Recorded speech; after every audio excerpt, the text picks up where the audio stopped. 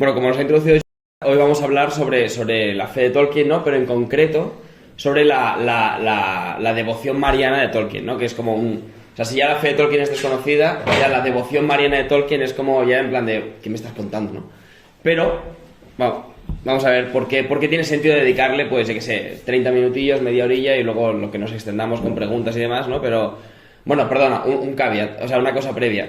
Seguramente el 70% de los que estáis aquí sabéis más de Tolkien que yo. Sabes seguro más que yo, pero bueno, da igual, yo doy tal y luego más que preguntas a mí, yo igual luego pues abrimos debate o abrimos cosas para hablar cosas y demás, ¿no? Pero bueno, vamos a ver. Yo no sé si sabéis que en el mundo, digamos, hay como algunas cosas que son como leyes físicas, ¿no? Casi, o leyes o cosas inmutables, ¿no? Eternas, pues yo qué sé, la ley de la gravedad o las leyes de Newton, ¿no? Pues hay una ley que sería la ley católica de Tolkien, que es cuando alguien católico empieza a hablar de Tolkien, no pasan dos frases sin que hable de la carta 142. Que no sé si la conocéis, pero la carta 142 es una carta que Tolkien le escribe a un amigo suyo, un sacerdote jesuita, que se llama el padre Murray, y en ella le escribe: El Señor de los Anillos es, por supuesto, una obra fundamentalmente religiosa y católica, de manera inconsciente al principio, pero cobré conciencia de ello en la revisión. Entonces, bueno, pues ya está, ¿no? Entonces, esto es como muy citado, ¿no? Pues por todo o sea, como en contraposición de toda esta gente que como, pues que quiere como eliminar el aspecto religioso o católico, ¿no? La inspiración, digamos, de Tolkien a la hora de hacer su obra, ¿no? Pero lo que no es tan citado es que justo en el párrafo antes de que él escriba esto, o sea, hay un párrafo previo, ¿no? Y en el párrafo previo, además de alabar a su amigo, ¿no? Le dice, bueno, eres muy perceptivo, ¿no? O sea, en plan, vale, ok, ya has pillado de qué va la movida, o sea, has entendido de qué va esto. Le dice, creo que sé exactamente a lo que te refieres cuando quieres decir con el orden de la gracia. Y, por supuesto, con tus referencias a Nuestra Señora, sobre la cual se funda toda mi escasa percepción de la belleza, tanto en majestad como en simplicidad. Claro, aquí hay una cosa. Hemos de entender que Tolkien no es como yo, como la mayoría de nosotros, que decimos cosas un poco a la ligera, ¿no? O sea, que, yo qué sé, pues que igual, o sea, que no piensas, ¿no? Lo que dices seguramente, o lo que escribes por WhatsApp o lo que sea, pero Tolkien, que era un tipo que era lingüista, que básicamente se dedicaba a operar con palabras, cuando él escribía algo, era muy consciente del significado de las palabras que estaba escribiendo, ¿no? Y cuando él habla de que toda mi escasa percepción sobre la belleza se funda sobre la Virgen María, es el equivalente a tirar una bomba nuclear en medio de la sala y pirarse. Es porque es decir, en plan de, wow, ese momento, o sea, todo lo que se ha escrito se basa en la Virgen María. ¿Qué significa esto, vale? Entonces, los próximos 25 o 30 minutos van a ser explicar a qué se refiere con esto, ¿no? Entonces, vamos a hacer tres pasos, ¿vale? El primer paso es, digamos, una suerte de cosa como biográfica, ¿no? En plan de, vemos un poco algunas pinceladas de la vida de Tolkien y en relación con la vida, con la devoción a María.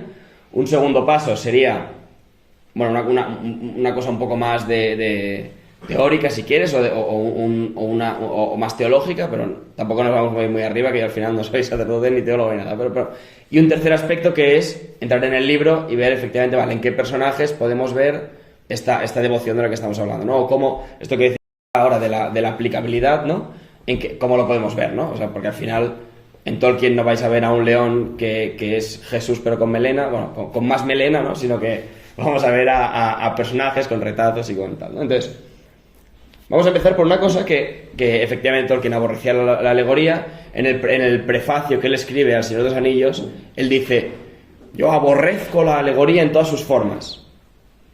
Pero, es más de pero, ¿vale? Efectivamente él, o sea, bueno, perdón, os leo, ¿vale? Lo que dice, porque además era un tipo muy señor, no es muy guay, cuando tú lees cosas de Tolkien sobre cómo él critica algo, como es un caballero, un señor, entonces él lo critica como con mucha elegancia, ¿no? Dice, detesto cordialmente la alegoría en todas sus manifestaciones, y siempre me ha parecido así, desde que me hice bastante viejo y cauteloso como para detectarlas. Por ejemplo, en las Crónicas de Narnia, que le metió unos cuantas tochas, ¿no?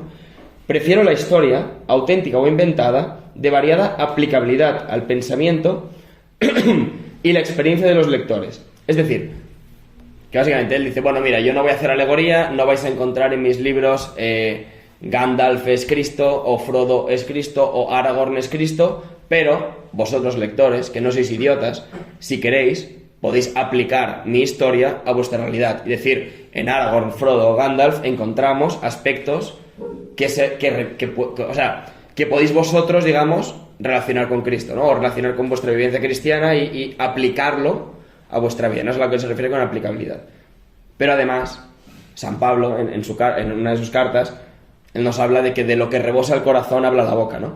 Y si tenemos en cuenta que Tolkien era un católico no solo practicante, sino practicante de misa diaria, de vida sacramental muy profunda y de en general una fe muy arraigada, ¿no? O sea, una fe muy vivida además, entonces entenderemos que cuando él se lanza a escribir ficción, además de escribir, pues, o sea, además de plasmar sobre el papel, pues esto, su amor por los cuentos de hadas, o su amor por las mitologías nórdicas, o su amor por la tierra de Fairi, ¿no? Por la tierra del mito, también plasma efectivamente, pues, lo que para él, digamos, estructuraba toda su vida, que era su fe en Cristo y su fe en... Claro, no en la religión... Bueno, sí, su religión católica, vaya, o sea, su fe en María, en Cristo, en los demás, ¿no? Además, esto hay un profesor de la Universidad Franciscana de Steubenville que él habla de, que eso es un término muy chulo que a mí me gusta mucho, que es la imaginación litúrgica de Tolkien, ¿no? O sea, si tú tienes a un tío que es de misa diaria, que además mastica, digamos, o sea, vive constantemente rememorando, ¿no? O sea, volviendo a recordar toda la liturgia de la iglesia, ¿no? Y vive como con los ciclos de la iglesia. Al final, cuando él haga ficción, lo que va a hacer, o sea, su imaginación estará de alguna manera configurada con estos ciclos, ¿no? Y esto no significa que lo que él escriba vaya a ser, pues cojo el Evangelio, le cambio los nombres y lo publico, que es lo que hace Lewis básicamente, sino que él lo que hace es estos ciclos dejan su huella, su impronta, en su obra, ¿no? Entonces, vamos a ir a 3 detalles biográficos, ¿vale? O sea, John Ronald Reuel Tolkien nace en Sudáfrica en 1892, pero cuando tenía 3 años se mudan a Inglaterra con su madre y con su hermano Hilary, su madre Mabel. Su padre se muere al año siguiente, con lo cual en su casa se quedan, pues esto, su madre Mabel y dos niños muy pequeños. ¿Perdón? ¿Y qué pasa? Que cuando Tolkien era muy pequeño, él no tenía... Su familia era una familia baptista, o sea, venía de familia protestante, por tanto, él no sabía nada de la Virgen. Lo único que sabía de la Virgen, en cartas y en biografías, o sea, en recuerdos que él deja por escrito, dice que en esa época no sabía nada de la Virgen. Él solo sabía que era como que los romanistas la adoraban. Los romanistas es, pues efectivamente, pues los que siguen a Roma, ¿no? O sea, un término despectivo para referirse a los católicos. Entonces, ¿qué pasa? Que cuando Tolkien tiene 8 años, es decir, en el año 1900, su vida se sacude por completo. Pero no por nada que haga él, sino porque su madre, Mabel, se convierte al catolicismo. Claro. ¿Dónde vivía Tolkien? ¿Dónde vivían Mabel y Tolkien? Vivían en Inglaterra.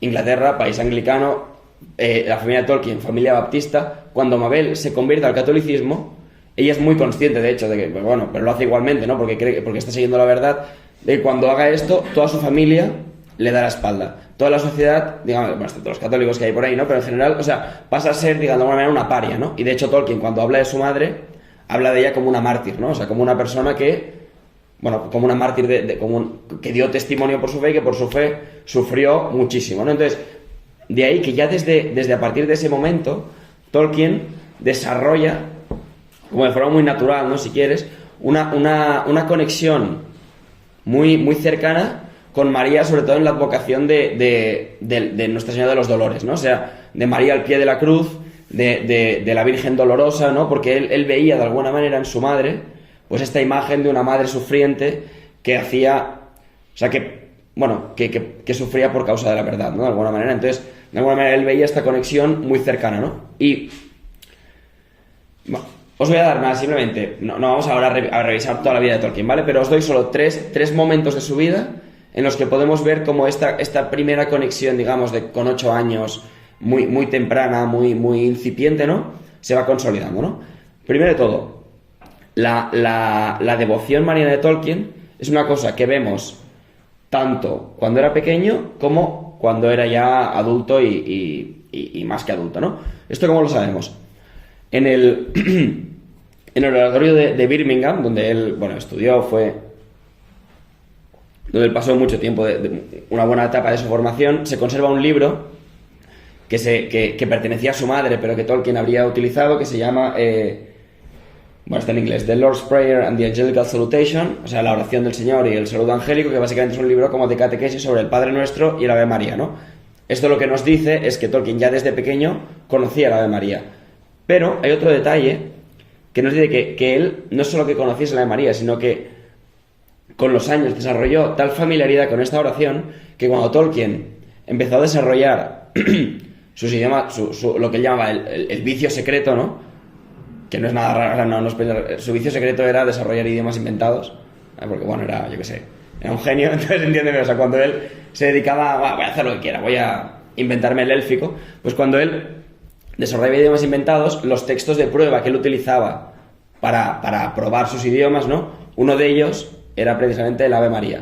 De hecho, él, o sea, hay transcripciones del Ave María usando caracteres élficos, tanto en inglés como en latín. Se conservan 4 traducciones en Quenya, en alto élfico, del Ave María. Es decir, o sea, era un texto que él tenía como tan mamado, digamos, es como el Lorem Ipsum, ¿no? Si alguna vez hace por aquí diseño gráfico, o sea, un texto que él tenía como tan mamado que lo utilizaba como prueba para... Esto de lo que nos habla es de alguien que tiene una conexión como muy cotidiana, ¿no? Muy íntima, digamos, con esta oración. Esto lo sabemos también porque no es solo, o sea, para entender la fe católica de Tolkien, hemos de entender que Tolkien no era un católico solo de cuando las cosas van bien. O sea, no es que en plan fuera un tipo que, bueno, un señor burgués, que le iba todo bien, que pues no tuvo problemas. O sea, Tolkien, la fe católica y mariana de Tolkien fue probada en 2 guerras. La Primera Guerra Mundial y Segunda Guerra Mundial. En la Primera Guerra Mundial, Tolkien luchó como soldado, vaya, estuvo en las trincheras, en la batalla del Somme, entre otras. Y en la Segunda Guerra Mundial la sufrió, no como soldado, porque ya tenía unos años, pero como padre de soldados. O sea, su hijo sí que luchó en la Segunda Guerra Mundial y entonces ahí se conserva la correspondencia que él mantuvo con él. Y es muy curioso porque en ambos conflictos, o sea, en ambas guerras, digamos, lo que encontramos es que en esos momentos, que son como de los momentos más, o sea, contando, digamos, ese momento primero del que hablamos, ese primer trauma, ¿no? De ver que su madre queda sola y queda el sufrimiento de su madre cuando tenía 8 años, seguramente los momentos de las 2 guerras mundiales sean de los momentos más bajos y más dolorosos, ¿no? En la vida de Tolkien, ¿no? Entonces, en esos momentos lo que vemos es que en la Primera Guerra Mundial él escribe cuando está en el frente, escribe, ¿no? Pues un escritor, pues al final cuando tiene, lo que le sale es escribir, ¿no? ¿Y qué es lo que escribe cuando está en las trincheras? Lo que escribe, entre otras cosas, es un poema en honor a la Virgen María, ¿no? Un poema que tiene 2 títulos distintos, o sea, se puede buscar en internet, ¿vale? O sea, es Consolatrix Afflictorum, o sea, Consolador a los afligidos, o Stella Vespertina, Estrella de la tarde, que es un juego de palabras con Estrella de la mañana, que tanto Consolador a los afligidos como Estrella de la mañana, si lo recordáis, son 2 de las advocaciones de las letanías del Rosario, ¿no? De las letanías lauretianas. Por cierto, es una referencia a Arwen. Arwen es la Virgen María. Arwen no es la Virgen María, pero Arwen tiene otro nombre en élfico, que es Arwen Undomiel. El nombre de Undomiel en élfico se traduce como Estrella Vespertina.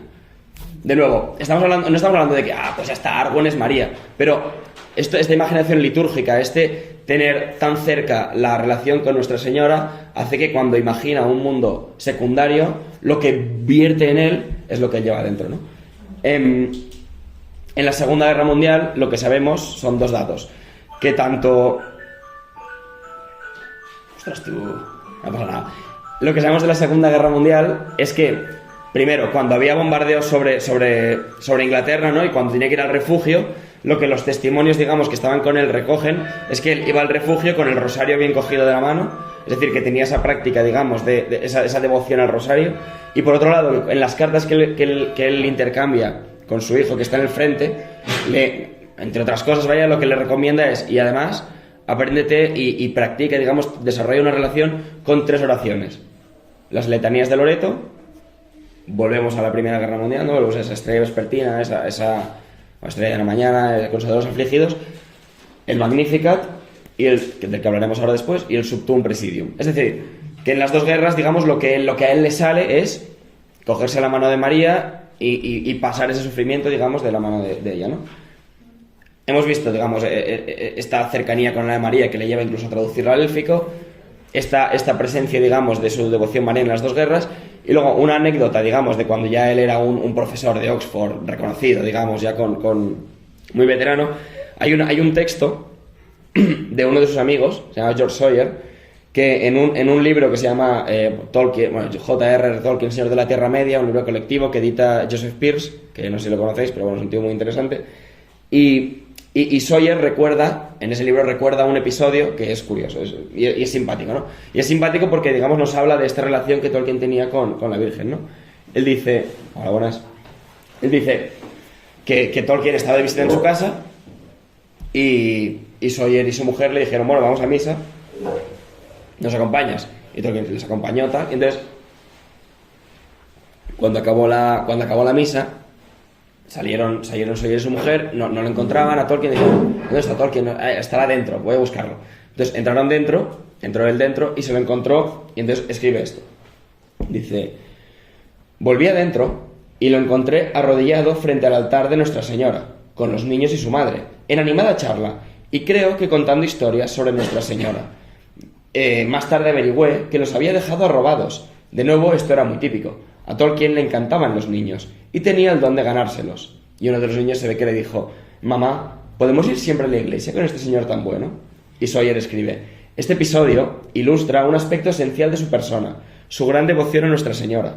Años después me escribió una carta en la que afirmaba que atribuía cuanto de bueno o hermoso había en sus escritos. Esta carta es distinta a la carta de la que hablamos al principio, o sea, ya tenemos, digamos, dos testimonios de Tolkien escribiendo lo mismo, de nuevo un tipo que pensaba todo lo que escribía, con lo cual, que atribuía cuanto de bueno o hermoso había en sus escritos a la influencia de Nuestra Señora, comillas, la influencia más importante de mi vida, y no lo decía gratuitamente.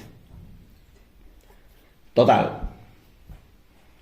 Esto básicamente, o sea, este breve repaso biográfico, digamos, nos permite decir que, o sea, constatar que cuando al principio él hablaba de que toda su fundación sobre la belleza viene de su relación con María, no era una cosa gratuita, ¿no? Sino que él había mamado, digamos, desde los 8 años, ¿no? Desde la conversión de su madre y desde, por tanto, de que a él le bautizaron también y entró en la iglesia, esta relación de forma muy natural, primero a través de la figura de su madre, ¿no? Que él identificaba con la Virgen, luego a través de los momentos más bajos o más altos de su vida, él siempre había estado cogido de la mano de la Virgen, ¿no? Incluso en sus vicios secretos, en sus idiomas inventados, en su trabajo de ficción, ¿no?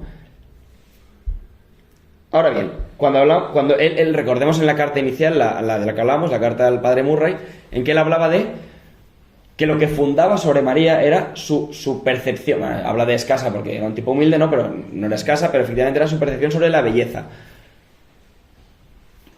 ¿Qué es la belleza para Tolkien, no? O sea, ¿de qué estamos hablando? Estamos hablando de... Entonces, hay otro libro, el Secret Fire, la visión espiritual o sea, el fuego secreto, la visión espiritual de Tolkien, de un señor que se llama Stratford Caldecott, que explica a qué se refiere...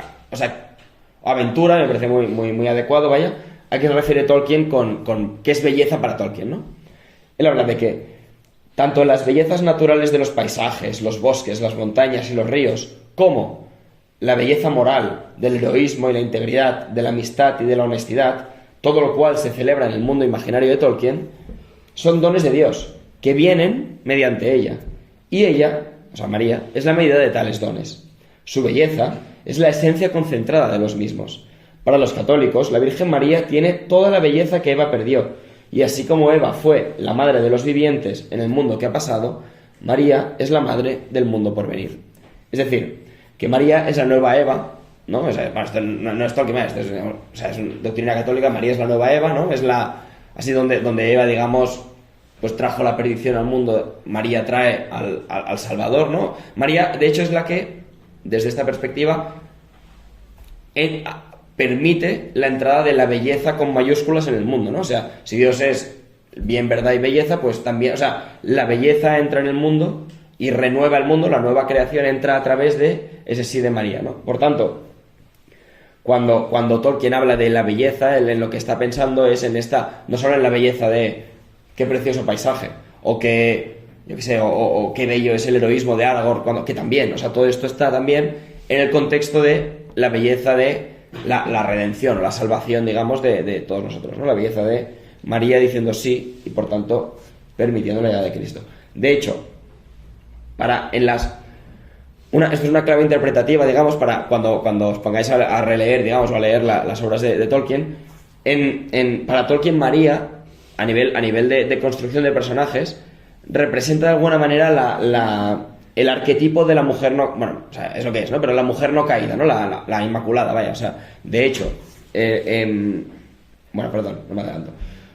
Hay una carta que Tolkien le escribe a su hijo en la que dice: la mujer es otro ser humano caído, o sea, otro ser humano como el hombre, digamos, con un alma en peligro, pero combinada y armonizada con la religión puede ser muy noble, como era antaño, produciendo buena parte de la preciosa devoción a Nuestra Señora, que ha sido la forma en que Dios ha refinado tanto nuestra ruda naturaleza masculina y nuestras emociones, y también en la que ha dado calor y color a nuestra dura y amarga religión. Tolkien tenía una devoción muy especial con el dogma de la Inmaculada, ¿no? Pero conocía todos los 4 dogmas marianos, los conocía muy bien y conocía, digamos, las implicaciones teológicas de que María es Madre de Dios, que siempre virgen, que tuvo una inmaculada concepción y de la Asunción, ¿no? Que fue asunta al cielo al morir. De hecho, esto supongo que es un fun fact como muy habitual, ¿no? Pero hay una fecha, digamos, que tiene como 3 fiestas, ¿no? Es el día de leer a Tolkien, el Día Internacional de leer a Tolkien, ¿no? Hay un día al año que todas las sociedades Tolkien de toda España, también la Asociación Tolkien Católica, que por cierto organiza este acto, que estoy yo y estamos unos cuantos, es el día en el que nos reunimos, digamos, o se reúnen tal para leer a Tolkien, ¿no? ¿Por qué? Pues porque es el día en el que dentro del Señor de los Anillos se destruye el anillo en el Monte del Destino. ¿Sabéis qué día es?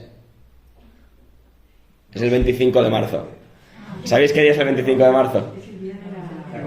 El día de la Inmaculada Concepción. Es decir, el día en el que el mundo secundario de la Tierra Media se salva, es también el día en el que nuestro mundo también se salva de alguna manera, ¿no? Porque es el día en el que pues María le dice que sí a Dios, ¿no? Y entonces, es decir, todo esto para que vayamos entendiendo cómo funciona la mente de Tolkien, ¿no? Y cómo todo esto de que estamos hablando, de esta devoción que uno podría decir, bueno, pero eso es porque Tolkien pues tenía esta devoción privada, pero luego solo es otra cosa. Eso es mentira. O sea, la obra de Tolkien está directamente, emana directamente de su propia, de cómo él veía la vida, vaya. O sea, no hay otra manera, digamos, de hacer ficción tampoco en realidad. Ahora, vamos a la última parte de esta charla, ¿vale? Tenemos todo esto en cuenta, ¿vale? Cogemos todo esto. Entonces ahora vamos a ver, abriendo la obra de Tolkien, sobre todo el Señor de los Anillos, pero vamos a hacer un par de pinceladas con el Silmarillion, si queréis. Vamos a coger 3 figuras, o sea, 3 personajes, digamos, de la obra de Tolkien, que de alguna manera reflejan, reflejan aspectos de esta devoción mariana de Tolkien, ¿vale? El primero de ellos es muy evidente, digamos, es el primero en el que cualquiera piensa, porque es el más arquetípico, si quieres, pero es la elfa Galadriel, ¿vale? ¿Por qué digo que es evidente? Digo que es evidente porque el propio Tolkien lo veía evidente, ¿no? Y un tipo que ya de entrada te dice que no queremos alegoría, no hagáis ninguna alegoría de lo que yo he escrito, pero luego en otra carta dice, bueno, vale, en realidad esto es bastante evidente, o sea, se me ve bastante el plumero en este. Es un poco de decir, bueno, vale, aquí se me ha visto el plumero, no pasa nada, ok. Pero hay en una carta que él le dirige a Deborah Webster en el 58, dice, el último hecho tal vez no puede ser deducido, aunque un crítico afirmó que las invocaciones de Elbereth y el personaje de Galadriel, tal y como se describe directamente o a través de las palabras de Gimli y Sam, están claramente relacionados con la devoción católica a la Virgen María. Vale, vamos a hacer un momento. Para los que hayáis visto los Anillos de Poder y no sepáis muy bien quién es Galadriel, porque lo que sale ahí no es lo mismo que... y que hay un poco de... Vamos a hacer un poco de resumen, ¿vale? O sea, Galadriel es una elfa, una elfa noble del clan Noldor, ¿no? Hija de Finarwin, de Finarfin, hija de Eowyn, que lleva desde la primera edad, digamos, dando vueltas por la Tierra, primera, segunda, bueno, no sé. Lleva mucho tiempo en la Tierra Media, ¿no? Y en el momento en el que la encontraron en los Anillos, ya es como el momento, digamos, muy avanzado de su vida, ¿no? Y en ese momento ella es como la gobierna sobre el reino de Lórien, ¿no? Que es como una especie de... Bueno, es un reino de elfo, pero también es como una especie de paraíso, ¿no? En medio de un descanso, ¿no? Al que llegan la comunidad del anillo, llegan después de huir de los espectros del anillo, ¿no? Están como agotados y de repente encuentran un sitio que es como, vale, aquí podemos descansar, ¿no? Entonces llegan a un sitio y pueden descansar, les recibe la elfa Galadriel, les da una serie de regalos, una serie de dones, ¿no? Que les permiten luego avanzar en su camino, pues que se le da las capas élficas, ¿no? Que les permite camuflarse, le da a Frodo el vial de la luz de Elbereth que le permite, no, de Arendil, perdón, que le permite pues iluminar las luces más oscuras, ¿no? Y les da el pan de lembas, que por cierto, después de esta charla y misa, no sabes que el pan de lembas espera, déjame que chequee las notas, en Quenya se llama Koimas, que se traduce literalmente como pan de vida, que de nuevo, otro guiñito, por si alguien dice, bueno, Tolkien igual se te está viendo el plumero ahora que rascas un poco, ¿no? Pero bueno, ¿qué pasa con Galadriel? Galadriel, de alguna manera, es el ejemplo, o sea, cuando hablamos de esta imaginación católica de Tolkien, ¿no? Podemos hablar de una, también, digamos, de una cierta imaginación mariana, ¿no? O sea, entonces, cuando Tolkien piensa en Galadriel, lo que hace, puede que consciente o puede que inconscientemente, o sea, Tolkien no tenía, o segura, bueno, de hecho no tenía esta manera de funcionar pues María es así y asá, pues voy a hacer un personaje que sea así y asá, sino que él, digamos, de forma natural, pues todas estas cosas que le venían, que ocupaban su corazón, resonaban en sus personajes, ¿no? Entonces, ¿cómo sabemos, primero, como más allá de lo que él ha escrito en sus cartas y demás, en lo que es el texto, cómo podemos saber, digamos, que Tolkien le están resonando estos temas cuando él escribe sobre Galadriel, ¿no? En el poema que os he citado hace un rato sobre la Primera Guerra Mundial, que escribió en las trincheras, Tolkien habla el primer verso, empieza, oh señora madre, entronizada entre las estrellas. Y luego en otra poesía que se llama La balada de Atro o Eitron también habla de la Virgen como sentada en un trono de nieve, ¿no? O sea, para Tolkien la Virgen María también se aplica a estas imágenes, ¿no? Las estrellas, la nieve, ¿no? Entonces, cuando en las dos torres, hay un momento, si os acordáis, hay un momento en el que llegan, pues Frodo y Sam se encuentran con Faramir en el bosque, ¿no? Que están cazando orcos. Al final van con Gollum, al final acaban siendo como sus huéspedes, ¿no? Y Faramir y Sam tienen una conversación un poco sobre pues, lo que han vivido y demás. Y Faramir le pregunta, ¿habéis estado con la dama Galadriel? En plan, ¿cómo es la dama Galadriel, no? Porque es como... Él no la había conocido, ¿no? Y Sam le dice, es hermosa, señor, qué hermosa es. A veces, como un gran árbol en flor. A veces, como un narciso, tan delgada y menuda. Dura como el diamante, suave como el claro de luna, ardiente como el sol. Ojo ahora. Fría como la escarcha bajo las estrellas, orgullosa y distante como una montaña nevada. O sea, de nuevo, ¿qué estamos viendo aquí? Estamos viendo que cuando Tolkien... O sea, no es que Tolkien se dedique a describir a todo el mundo como son las estrellas o una montaña nevada, sino que cuando él habla de un personaje que ahora veremos que tiene ecos de la doctrina católica, digamos, sobre mariana, digamos, o del amor mariano que tenía Tolkien, la describe utilizando las mismas palabras o palabras muy similares a las que él utiliza o ha utilizado antes para describir a la Virgen María, ¿no? Entonces,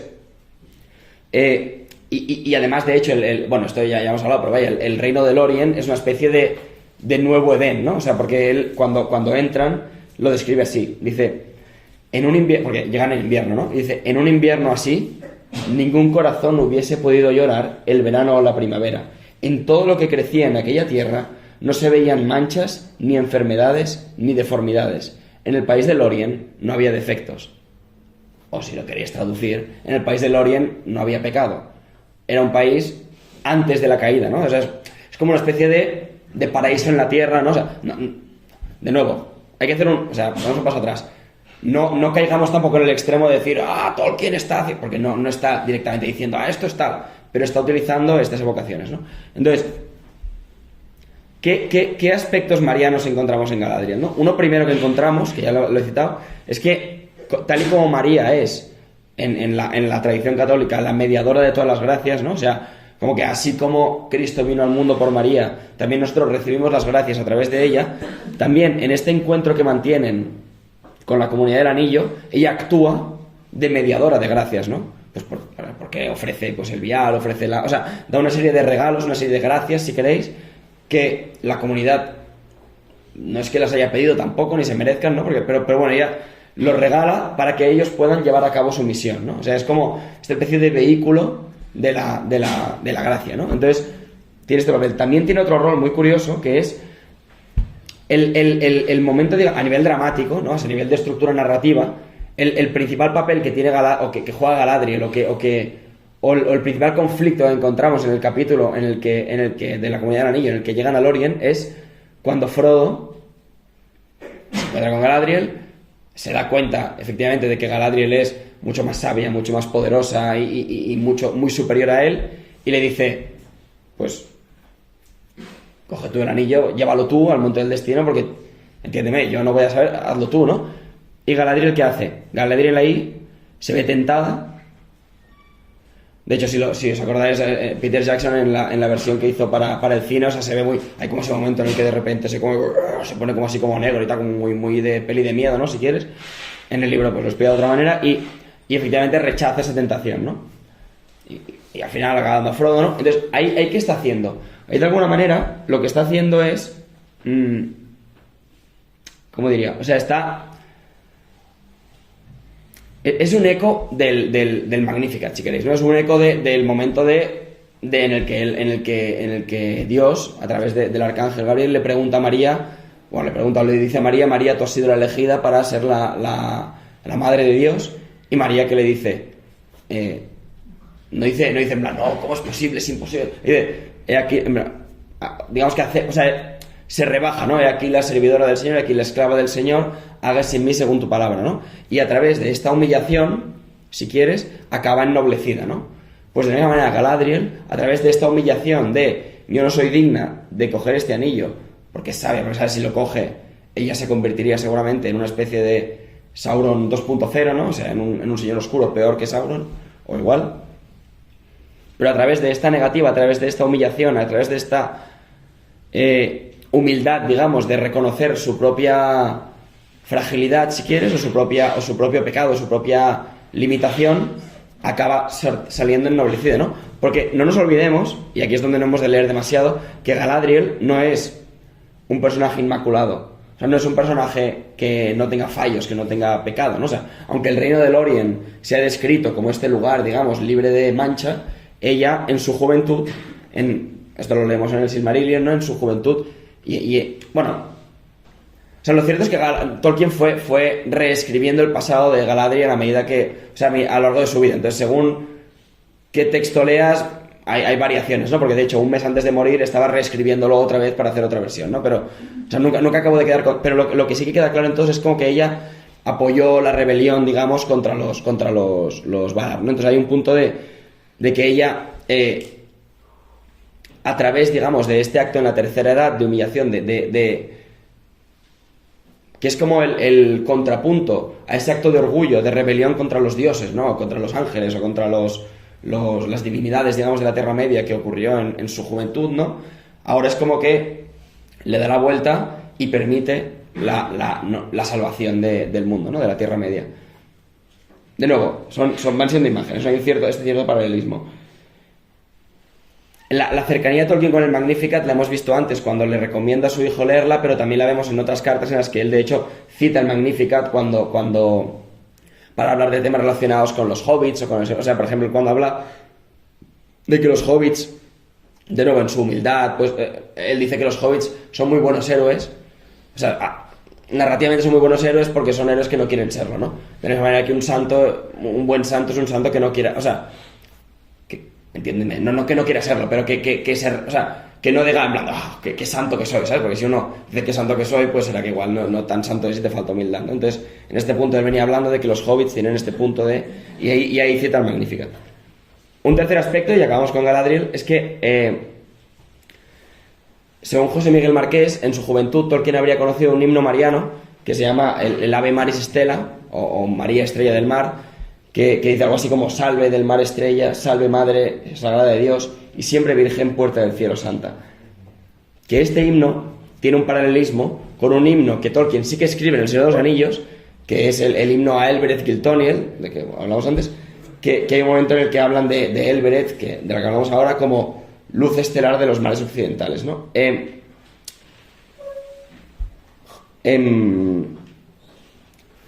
José Miguel Marqués, estoy viendo qué partes nos digo para no ser muy pesado con esto, ¿no? Pero hay un momento en el que pero esto está bien. José Miguel Marqués en la revista Verbo escribe esto, que está guay. Dice: ¿qué es la belleza terrena fugaz, sino un destello de la belleza celestial representada en el frasco de la estrella de Arendil que Galadriel da como precioso regalo a Frodo ante su partida de Lothlórien? una estrella, una chispa divina de luz para alumbrar los oscuros caminos de este y su fidelísimo amigo Sam, por las sendas altamente peligrosas, por la tierra ominosa de la sombra. Una luz divina que alumbra cuando las demás luces se apagan. Acabo esto con un párrafo de tal. Esta idea de la estrella del mar, de María como esa luz que brilla en la tiniebla, digamos, ¿no? O sea, como esa luz que cuando todo está perdido permite a los católicos, digamos, confiar ahí. O sea, es la idea, ahora que entramos en este jubileo 2025, jubileo de la esperanza, ¿no? Que es entender que la esperanza no es optimismo de que todo va a ir bien, sino el optimismo de que Dios, o sea, la esperanza en que Dios va a estar acompañándonos aun cuando todo vaya mal, ¿no? Entonces, hay dos párrafos que son un poco largos, pero os pido paciencia porque son muy bonitos, en los que vemos esta idea de la estrella del mar como puesta en literatura, ¿no? Que es muy bonito. Os pongo en situación.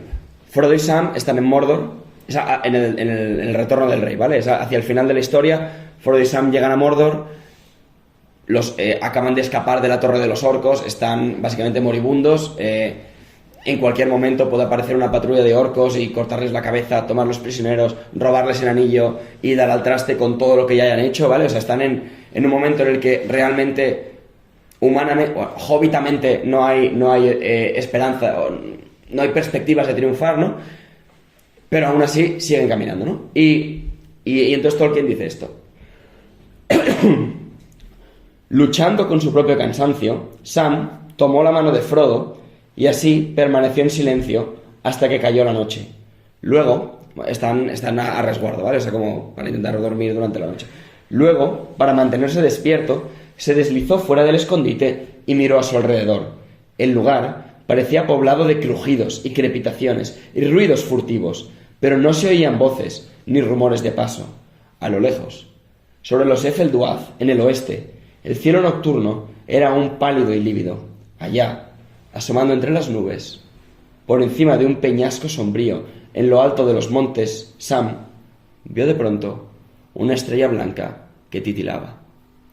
Tanta belleza, contemplada desde aquella tierra desolada e inhóspita, le llegó al corazón, y la esperanza renació en él, porque frío y nítido como una saeta lo traspasó el pensamiento de que la sombra era al fin y al cabo una cosa pequeña y transitoria, y que había algo que ella nunca alcanzaría, la luz, y una belleza muy alta. Más que una esperanza, la canción que había improvisado en la torre era un reto, pues en aquel momento pensaba en sí mismo. Ahora, por un momento su propio destino y aun el de su amo le tuvieron sin cuidado. Se escabulló otra vez entre las zarzas y se acostó junto a Frodo. Olvidando todos los temores, se entregó a un sueño profundo y apacible. O sea, bueno, es un momento, a mí me flipa esta verdad, es como un momento en el que está jodidísimos, se asoma Sam, ve una estrella brillar y esa estrella es como que, de nuevo, es como esa estrella del mar, esa estrella de la mañana, ¿no? Esa estrella vespertina de la que hablamos al principio, que le recuerda que no tiene nada que temer si la providencia está...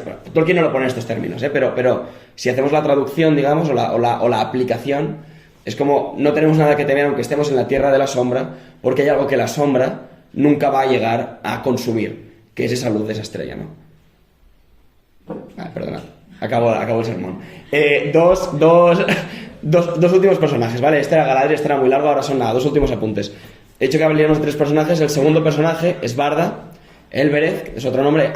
Acabamos de hablar de esta plegaria a Elbereth, ¿no? Que es una de las Valar, una de las diosas de la Tierra Media, uno de los ángeles de la Tierra Media, ¿no? Que es como la más importante de los Valar, ¿no? Y que Tolkien la describe así, ¿no? En el Valakenta, que es como el principio del Silmarillion. Dice: demasiado grande es la belleza de Barda para que se la declare en palabras de los hombres o de los elfos, pues la luz de Ilúvatar vive aún en su rostro. En la luz está el poder y la alegría de Barda. A Melkor lo conoció antes de la ejecución de la música y lo rechazó. Y él la odió y la temió más que a todas las criaturas de Eru. Es decir, tenemos, por ponernos en abstracto, a un personaje femenino, angelical, que está enemistado desde el principio con Melkor, que vendría a ser Lucifer, ¿vale? O sea, es decir, aquí Tolkien de lo que está hablando es, digamos, de esta imagen de María como reina del cielo, ¿no? Que aplasta la cabeza de la serpiente, ¿no? Mira, de hecho la tenemos aquí. Que aplasta la cabeza, o sea, pondré enemistad entre tú y la serpiente, ¿no? O sea, es este punto de no es que Elbret sea María, ¿no? Pero que cuando Tolkien piensa en, ¿sabes? Entonces, a este punto de... Y el final de... O sea, bueno, esto, o sea, que Tolkien, que es como el más orgulloso, acaba...